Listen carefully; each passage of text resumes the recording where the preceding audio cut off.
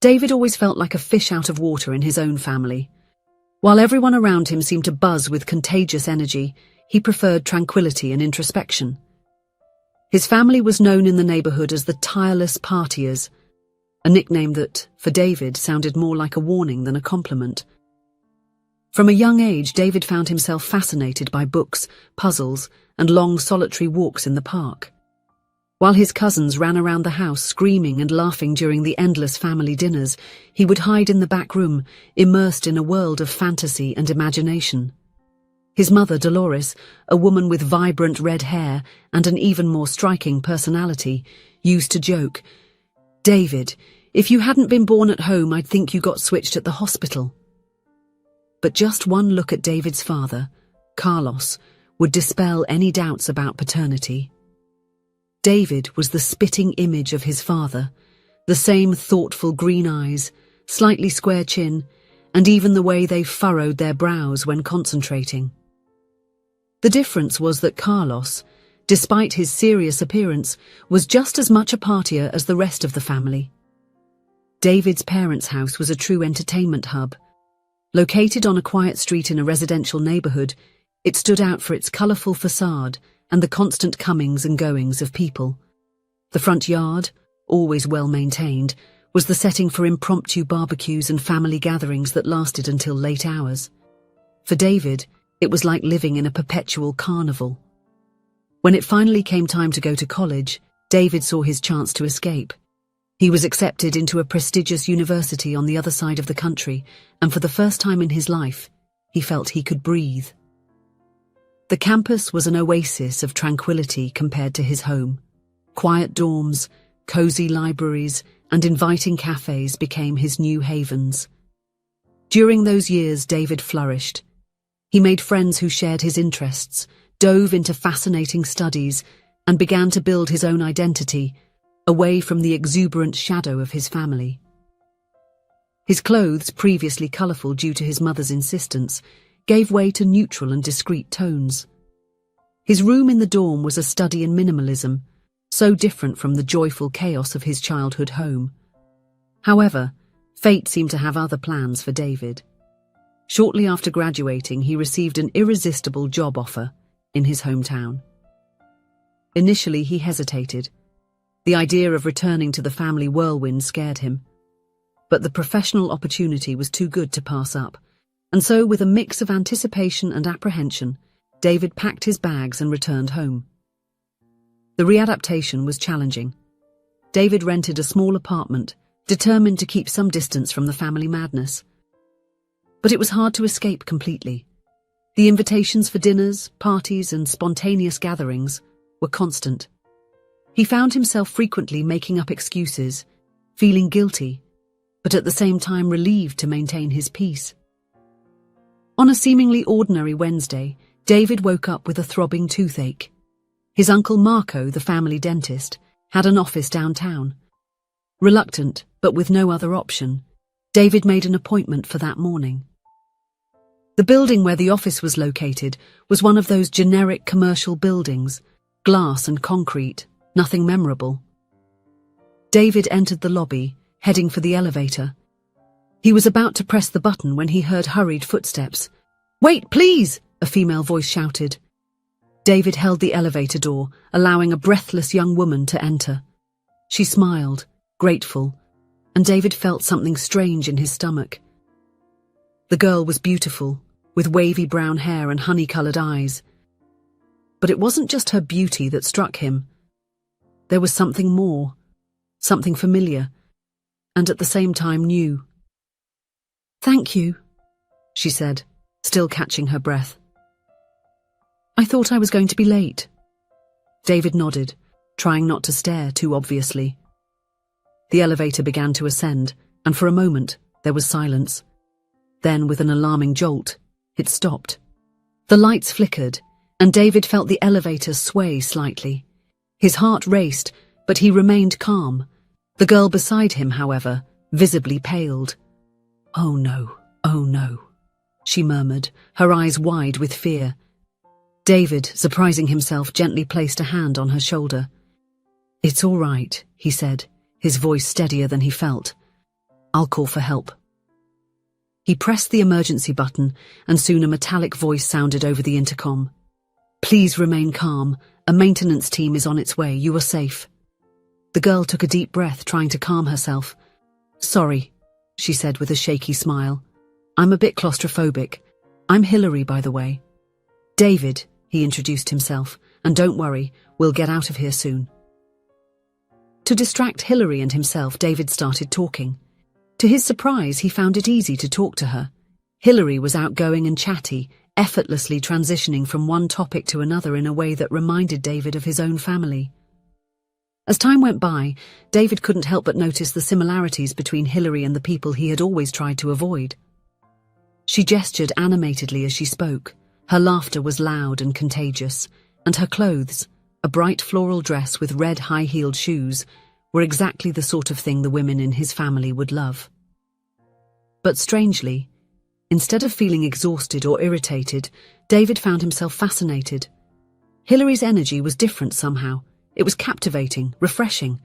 He caught himself laughing at her jokes, interested in her stories, and wanting to know more about her. After 2 hours that seemed to fly by, the elevator doors finally opened. Technicians and building security greeted them, asking questions and offering water. In the commotion, David and Hillary were separated. By the time he finally managed to get away from the insistent rescuers, Hillary had already left. In the days that followed, David couldn't get Hillary out of his mind. He found himself recalling details of the conversation, the sound of her laughter, the way her eyes sparkled when she talked about something that excited her. At night, he dreamed of her, vivid and happy dreams that left him with a feeling of loss upon waking. He wondered if it was possible to fall in love with someone in such a short time. The idea seemed absurd, like something out of a romantic movie his mother would love. But there was no denying what he felt. The problem was how to find her again. In the rush and confusion of being rescued, they hadn't exchanged phone numbers or last names. All David knew was her first name, and that she had an appointment somewhere in that building that day. He considered going back there and asking for her, but the idea seemed too desperate. A week after the elevator incident, David received a call from his mother. David, dear, we have a special dinner tonight. Your cousin Peter got a promotion at work. David sighed.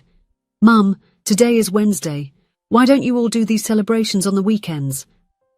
Oh, David, don't be grumpy, his mother replied, the joy in her voice unwavering. You know how we like to celebrate the good things in life. Your cousin is so happy. Come, let's celebrate together. Resigned, David agreed to go. He planned to make a quick appearance, greet his cousin, eat a bit, and leave before the party got too lively. He dressed in his usual clothes, dark jeans and a grey button-down shirt, and drove to his parents' house. Upon arrival, the familiar scene greeted him. Cars parked all along the street, lights on in every window, the sound of laughter and music escaping through the cracks.